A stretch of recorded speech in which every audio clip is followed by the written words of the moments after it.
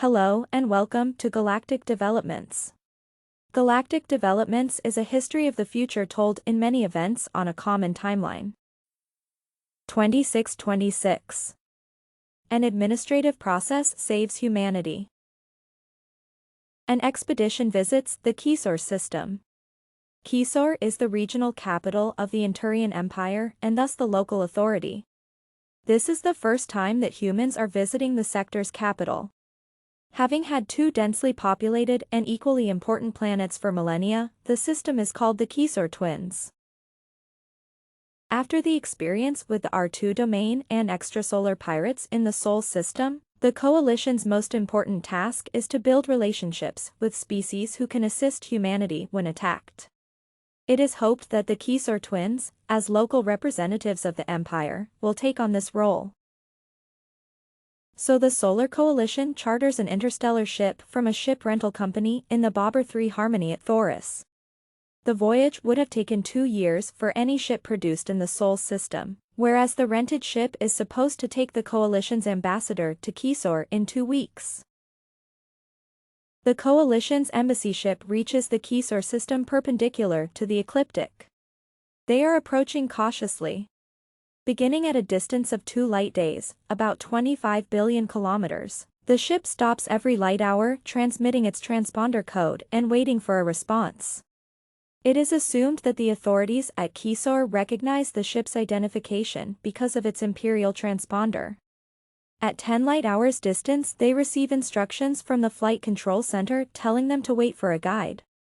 30 hours later, a courier ship approaches. Using a flexible docking tube, the Kisoran guide and 2 armed escorts transfer to the embassy ship. The guide helps navigating the human ship into the inner system. Finally, they are assigned a parking position in orbit around a moon of the double-ringed planet Altair, which is a striking sight. As expected, the system is highly developed and industrialized.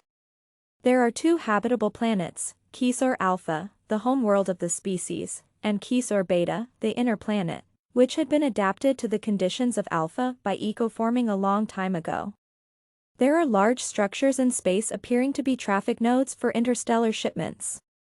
The traffic volume at those massive freight terminals is overwhelming. The terminals will later be known as the transshipment points of the Kisorian trade guilds. The Kisor system has several asteroid belts, one of which rotates as part of the ring system around the gas giant Altair. There is a lot of activity in the asteroid belts, most of it being automated. The population is concentrated at the 2 habitable planets, where they prefer living on the planetary surfaces at the bottom of the gravity well. Only a few small settlements are scattered throughout the system. There are far fewer orbital habitats and open surface areas than we now know from other advanced civilizations. The humans receive a friendly welcome. An employee of the Kisoran Immigration Office creates a file taking up the case, the application of humans to attain the status of an officially recognized imperial subject species. The file number for humanity, S206297ER. The arrival of the humans is kept secret, so as not to trigger further visits of adventurers to the Sol system. The ambassador of the Solar Coalition is not allowed access to higher authorities. After 4 weeks, the humans have to leave, because the rental contract for the embassy ship is about to expire, and ship rental companies of the Bobber 3 Harmony are known to charge high late return fees. For the next 20 years, there is only sporadic contact between humans and Kisori. In particular, there is no help against outside attacks. Then a new danger arises. As early as 2643, human outposts and colonies are attacked by Kelrex, one of the recent techno-barbarian species. These are peoples and factions that have adopted advanced technology, usually from other species, without being ready for the responsibility that come with such power. From the point of view of highly developed civilizations, they have a deficient sense of morality. The techno-barbarians often possess modern interstellar technology looted from stocks of the Interplanetary Empire, which has not taken sufficient care of its outer reaches for some time. So equipped with advanced weaponry, those techno-barbarians are now plundering civilized systems. Especially interstellar newcomers like humankind are helplessly exposed to this new threat. The Sol system is still technologically underdeveloped, but rich in population and resources. It also has lots of space-borne equipment at a medium tech level easily accessible to techno-barbarian raiders. The Kelrex do not distinguish between the various ethnic groups that have settled in the systems colonized by humans. They constitute a threat to all of humanity.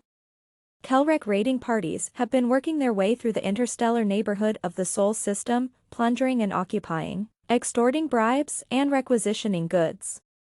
Initially only solar colonies in the direction of the Kelrec home planet were affected, but by 2647 an attack on the Sol system is expected at any time. Meanwhile, the administrative process S206297ER, initiated by the formal filing in 2626, duly passes through the imperial administration at Kisor. 21 years later, in 2647 the Sol system is finally granted the status of a Category 18 imperial member nation. A courier ship of the Kisoran authorities delivers the official notification of the status change to the Solar Coalition in the Sol system. Observing the massive defense effort of the humans, the courier, upon its return, reports on the situation in the Sol system.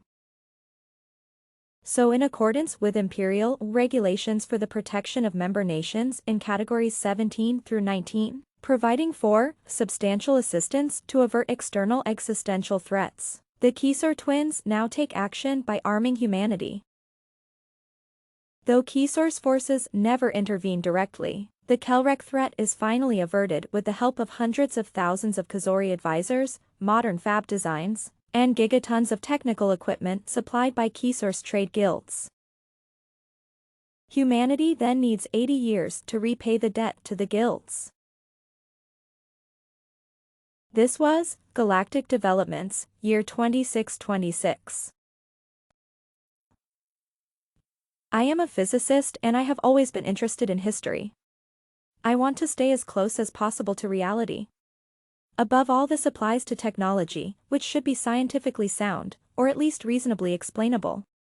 If you think that I have presented something unrealistically, write me in the comments. Or, if I've raised more questions than I've answered, please also ask me in the comments. If you liked the video, please hit the like button. If you subscribe and click the bell icon, you'll be notified of new episodes. Of course, sharing on social media would be nice. More events from the future can be found at galactic-developments.com. If you have a futuristic topic you'd like me to discuss, drop me a line. If you want to use an idea or add something yourself, feel free to do so. I have already written hundreds of events, but I would love to read other stories from this future. Write me if I can help. The future starts now.